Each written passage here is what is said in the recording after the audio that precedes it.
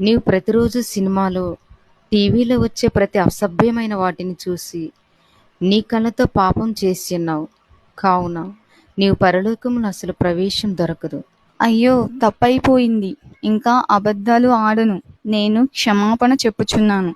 ఈ రోజు నుండి ఖచ్చితంగా దేవుల్లో ఉంటాను. అన్నీ మంచి పనులు చేస్తాను. నన్ను క్షమించండి. నీవు భూలోకంలో ఉన్నప్పుడు మాత్రమే క్షమాపణ. నీకిక్కడ క్షమాపణ లేదు. నీవు నరకానికి వెళ్ళవలసిన దానివే. వెళ్ళుము.